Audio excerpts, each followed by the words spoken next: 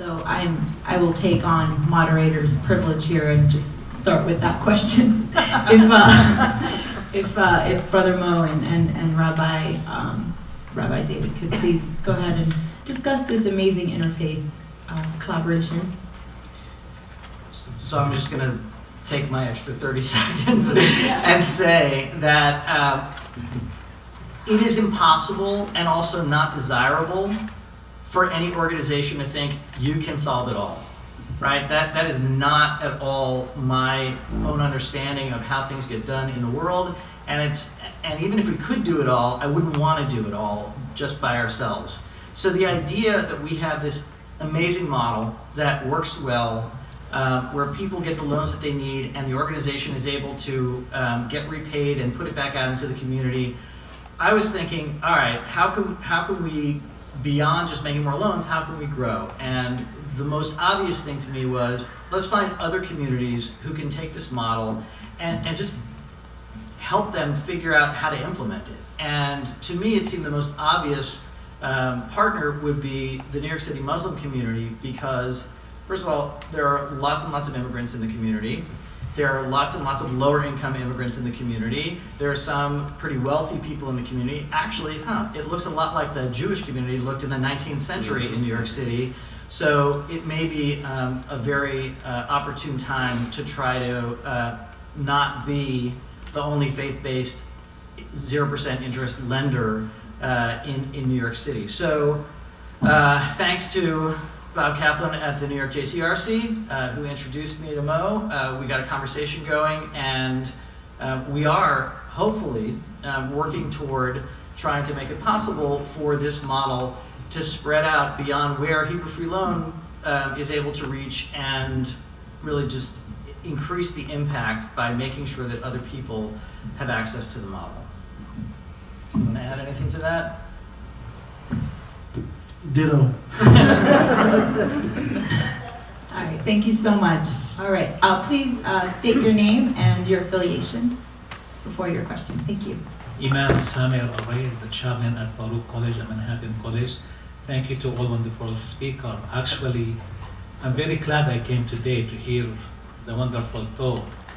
I was looking for somebody like you, David, for so many years here in the Muslim community, honestly. And every time we try to find somebody, we find out as a Muslim Imam aware of the Muslim law is, people manipulate the system. They make something seem like interest-free, but they charge you in different ways, so you end up spending more money than the entrance and become, at the end, not really religious act. Because any business needs expenses, so how you make a profit to maintain your business? And also, is a lot of Muslims, honestly, are looking for genuine systems that they can borrow money or invest in a business without any interest, and also without any, hidden small printing, and end up at the end, not really popular situation. Especially when it comes to buying businesses or houses also. There's a huge market on that.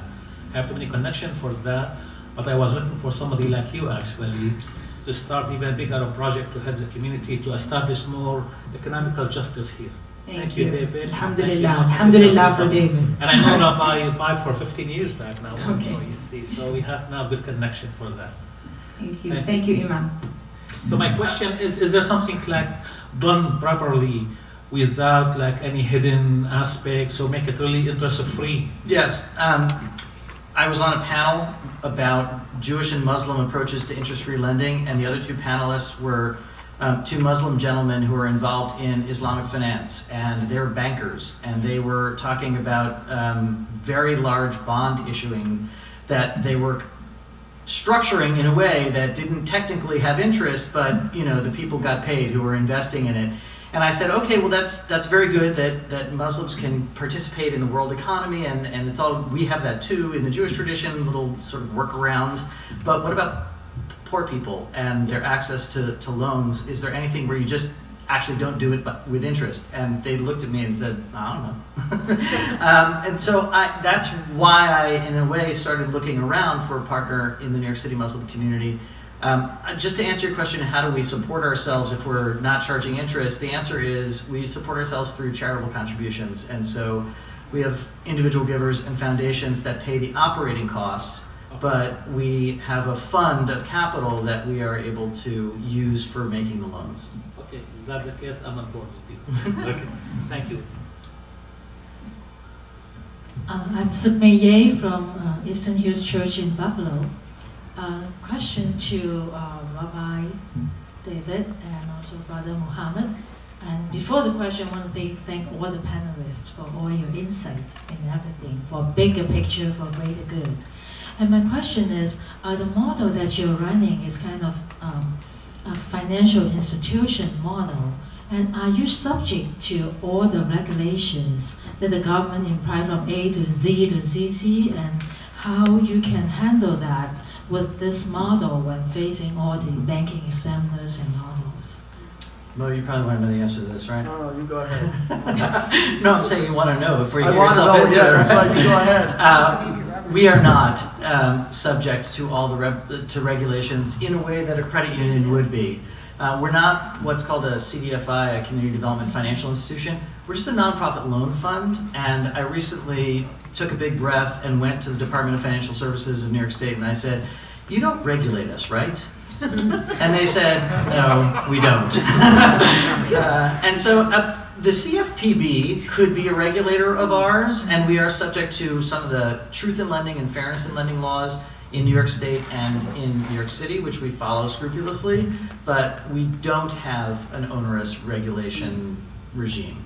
And also those risk-based calculation does not apply to the model, right? It really doesn't apply to our model because we're not doing lending in the same way that banks do. Got it. Thank you so much. Good afternoon. I also want to thank the Interfaith Center for this incredible retreat and all of the presenters who are here and those who are here with us in spirit who had to leave. Ms. Ludwig, when you stated that the wholesale transfer of wealth from communities of color to Wall Street, which we know is historic because the wealth, even in terms of not just financial wealth, but the physical wealth of labor. And Donald Trump's two heroes, Andrew Jackson, she has on his wall, and the comment that he made today with regard to the transfer of the embassy, Woodrow Wilson. And my question to you is, understanding that Paul Manafort and all of these people who are dragging us back to centuries past, are you paying attention to the historical arc of the practices of their heroes in order to have a step ahead of where they're going so that you can ward off through your, and this is for everyone, particular practices and the programs that you develop before they even get there? Wow, I mean, there's sort of a, just thinking about the complexity of that and the depth of it is itself breathtaking. Is that working? So I think history is extremely important, that we need to not, I was sort of joking the other day after being at some meetings in DC that people were saying, "Where's the sand? Because I want to go put my head in it." And that was the feeling that I came out of a series of meetings with. So I think it's super important what you just said. At our organization, we don't spend a lot of time sort of thinking about Donald Trump's, how should I put it, psyche or heroes or so forth. So I think the history is really important. What we are doing organizationally is we're thinking, what are our opportunities to resist? What does resistance look like? And what can we do affirmatively? So we're fighting, but we're also trying to build and plant seeds that are positive so that when we get out of this hellacious nightmare that we're fighting and that we already have a sort of very different world that is the world we want to see, and this isn't just rhetorical. So I'll just tell you in a nutshell, we really have pivoted our work to the state and local level for reasons that I think are readily apparent. And we have been working in New York State, and I'll give the example dovetailing with what David was saying about year in, year out, the payday lenders try to break into New York. There's an estimate that New Yorkers save $790, what is the number, $1 million a year in fees that would otherwise go to high-cost payday lenders, because we don't have it here because we have a 25% usury cap. And so what we're doing this year is we're bringing people together, and I'm really hoping people will take seriously signing up for this action, because we're going to put out an affirmative agenda in New York State that's based on racial and economic justice and a non-extractive approach to financial services. And I'll just say one thing which is really important, which is that, and we can share with you the platform, there's different planks to it, and it's really, really good. And but that, we've been talking about credit, and I think the point about savings rather than being just as important. Credit isn't necessarily the answer to people's poverty. I just want to tuck this in.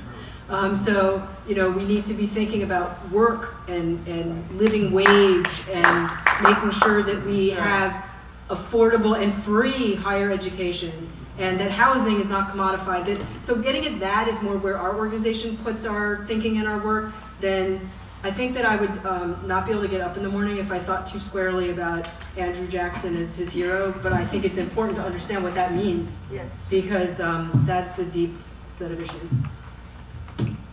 Thank you. I just wanted to say one thing. There's a table right around here where that petition will be, and there's also a whole bunch of documents that people should feel free to pick up about important programs. And So- I'll tell you, there's a documentary based on the payday lending fight in Texas, where payday lending is legal, where they do have more payday lending outlets than Starbucks and McDonald's and another thing combined. They have a third thing that they throw in there. And you know who ran the campaigns? It's at a municipal level, because they can't get their state legislature to do anything about this usurious lending. It was faith leaders. And there's a documentary called The Ordinance, which it's really short. Check it out. It's about the Texas payday lending effort to just make payday lending not quite as destructive. Here in New York, we don't have it, so there's no destruction, but we got to keep it out, and we're going to really look to everybody here and in your circles to step up going forward, because we haven't had a lot of faith leadership, although we've had some really important faith leadership in fighting this, but I feel like that is going to just snuff that out at the state level if you all step forward and make clear that as a matter of moral resistance and moral judgment and faith and so forth, that we are not letting that in the door. It is, watch that ordinance and you will see the movie The Ordinance, and you will see just how destructive payday lending is. Hi, I'm Patrick Dugan, Reverend Dr. Patrick Dugan. I serve as Executive Director of the United Church of Christ Church Building and Loan Fund. Two questions related to what I'm glad to hear is some of the work that's going on among your organizations here. About a month ago, I participated in a conference convened in Switzerland, Zug, Switzerland, with about 90 faith leaders, focused on how do we connect the faith traditions and their work with attaining the United Nations Sustainable Development Goals. And the premise was based on the fact that faith traditions are the fourth largest group of investors in the world, and own about 10% of the wealth. So my two questions have to do with one of them is, how do we kind of get a little bit more sophisticated? I think that we're really good, the faith traditions are really good at advocacy. I mean, especially in New York, we've got a lot of advocacy efforts. And United Church of Christ is known for advocacy. I've worked with Tracy Blackman, who works with Reverend Barber, who's starting the Poor People's Campaign. We're very much about advocacy. I think where we need to develop our expertise is in what I call creative justice making, because the economy is the 21st century justice arena. And the way that we're going to need advocacy, but we actually need more to focus on and get better at the mechanics of the economy. So I think there is a place for talking about wealth and how we changed wealth and how it's used, how we generate wealth, how we direct it. I'm not talking about, all due respect to the socialists. I'm not talking about, reappropriating. I mean, really sophisticated about the wealth we already have within our traditions. So I want to know, how do you see two things, local groups doing which is much more common outside of the United States, tying efforts to things like the Sustainable Development Goals, the 17 goals. The first one is end poverty, the second one is end hunger. Tying our efforts to how we accomplish those. And the second thing is, how do we get our local efforts to be more sophisticated around credit building, wealth creation, entrepreneurialism, the things that where we control our economic destiny and where we actually begin to subvert the way that the economy is run, not just by advocacy, but by banking, business, investment, things of that nature. Thank you. Well, I'd say that I think. Let me turn this off. I mean, for me, the credit union, the appeal of that is taking that out of, and I don't think we're going to advocate our way out of commercial banking being kind of, mammon. But we can offer alternatives to that for people. And in churches, they've been doing it for a long time. And there actually already have been 4 credit unions in the Diocese of New York. They were parochial credit unions founded in 4 different churches in Harlem that each had their own credit union starting, I think, in the 40s or 50s. But unfortunately, they're tiny, and they're moribund because they don't have the scale. And so how is it that churches and faith institutions can band together so that you can get the scale? The most interesting religious credit union in New York to me is the Ukrainian Orthodox Credit Union of New York. It's just Ukrainians in New York and New Jersey. They're sitting on $140 million. They have taken wealth out of the commercial banking realm and put it into their community in a way that I think is really impressive, and I think is the type of work that commercial banking might actually pay attention to if it's done over and over again and replicated in many other scales. Because I don't think commercial banking is going to get changed by advocacy, but I do think they'll notice, oh wait, we have all these customers that we can't have anymore. I mean, I do think that we can do a lot in New York around the commercial banking issues, starting with pressing for divestment of the city's funds. New York City has billions and billions, just New York City, and New York State even more billions of dollars every year on deposit with the large banks, and we don't use that as any kind of leverage. And we actually lose money by placing our public deposits with these large banks. The rate of return is abysmal. There are all sorts of ways that deals and arrangements that the city and the counties and the states have, the New York State has with these banks. There's actually a statute in New York that says that public money may be deposited only with these commercial banks. So no credit unions, whether they're community development credit unions, let alone more mainstream credit unions, may take public deposits. So there's really important leverage there, but I would also say that we have our New York State pension funds, New York City pension funds are invested in all sorts of things, including illegal payday lending. New York, our public pension funds are invested in payday lending, which you've heard 2 of us say is illegal in New York. So something that is harmful. And there's lots of other ways that, in fossil fuels and other things that are harming frontline communities in New York. Communities of color that, are way disproportionately affected by climate change and as we've seen very palpably. So I don't think that it's about being pie in the sky or being socialist or any of that, but I feel like there's lots of things that we can do at the neighborhood level to do economic development that integrates cooperative finance with cooperative workplaces, with housing that is truly affordable and not in the speculative market. And we're already seeing that cropping up all over the city. There's a very different vision for how we organize ourselves. And so we want to work, and we hope that you'll join us to make New York City a hub for a very different economic structure. And that's not to say that people have to give up equity and that, you guys know in the environmental justice, climate change world, there's lots of talk about a just transition.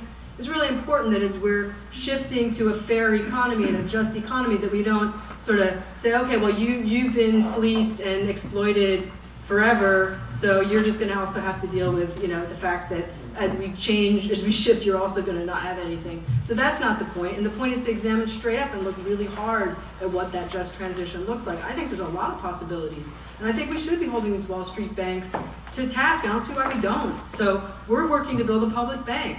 It's our money. Take the money out of Wall Street banks and take even a sliver of those billions of dollars And you'd have hundreds of millions of dollars for community development. Why don't we demand that in New York City? It's such an obvious thing to do. I just want to speak quickly to the issue of how much wealth faith bodies have. It's a lot. There's a lot of endowment money that's given every year and has been built up over years. And I think there's a real question for us in faith communities about how to push back against the idea that maximizing financial return is the thing that should lead all of our endowment investment statements. There's a very sophisticated impact investment movement that's growing that is starting to figure out how to change markets through investing, and that's something that I think the religious communities not only can be a leader in, but have a responsibility to be a leader in, given how much money they're all sitting on in their endowments. Thank you. We have 5 minutes left, so maybe we'll take both of your questions, and then we'll just and then just answer those together before we wrap up. Sure. Masuda Sultan, thank you so much to the Interfaith Center, and in particular Reverend Chloe Breyer, who invited me to this fantastic session. I have 2 quick questions. One is for Sarah, and I guess I should just say I'm an entrepreneur, and I'm on the board of a women's organization here in New York, serving women of the community in Queens and also in Afghanistan. Sarah, given that there's online banking solutions and disruptors and all of that, I just wanted to understand how those entities are affecting this problem of not having banks, and if you think there's a solution, a disruptive solution that hasn't been explored. Who's doing it well? Is that, I don't know if you've used disruptive twice, is that a thing that I've never heard before? You're just using it yourself? Fintech stuff. You're talking about fintech? Yeah. Yeah, but people, just the word disruptive, I didn't know if that I was. don't think anybody knows what fintech is either. Okay. Well, I'm talking about these online banks where you can essentially have an account Right. and have some basic services. Uh-huh, okay. Have they come in and filled up any of the space here? So for the people that we work with, we run a financial justice hotline. We do a lot of community education with community groups. So we do legal work, we do financial education, know your rights work. People are not using online banking. What is happening is that there are these sort of separate tiers of banking, separate and equal system, where people are using prepaid cards, which are not regulated the same way as an account. They're using sort of the second, more expensive, less regulated tier of banking products. So yeah, I mean, online lending, when I hear that, I'm not thinking of the accounts. It's an interesting question. I mean, I use an online account. It's very, I do, but the people that we work with generally that hasn't had a lot of uptake, what there is online lending, which is what you're talking about, which is this financial technology. I think that's what you're talking about. Well, that's the first thing too. Okay. Why don't you probably know more about this than I do?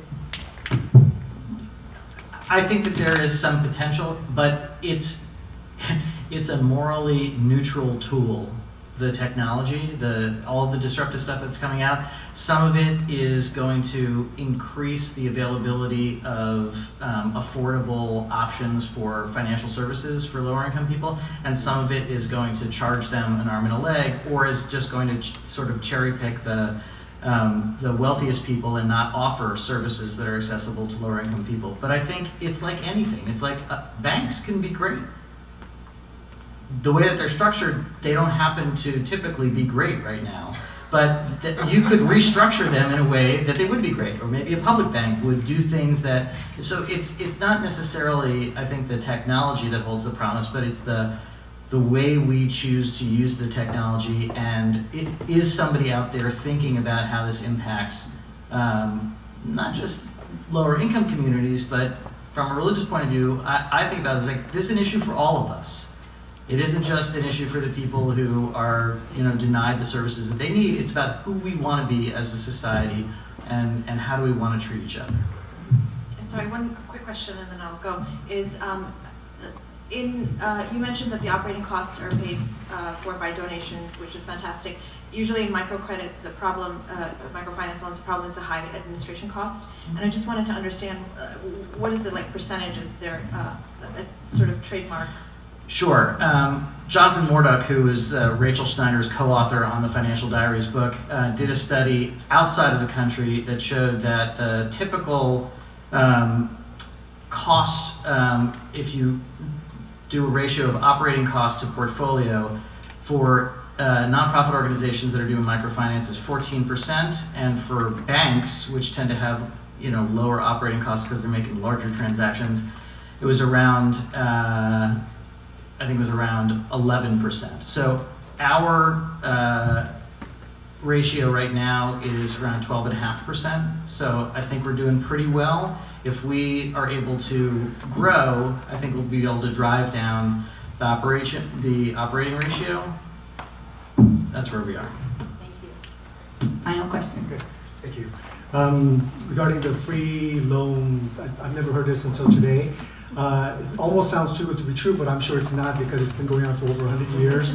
If you want, let's say that if masses hears about this and like they converge, have you guys done models saying, okay, it's true, we have to start regulating?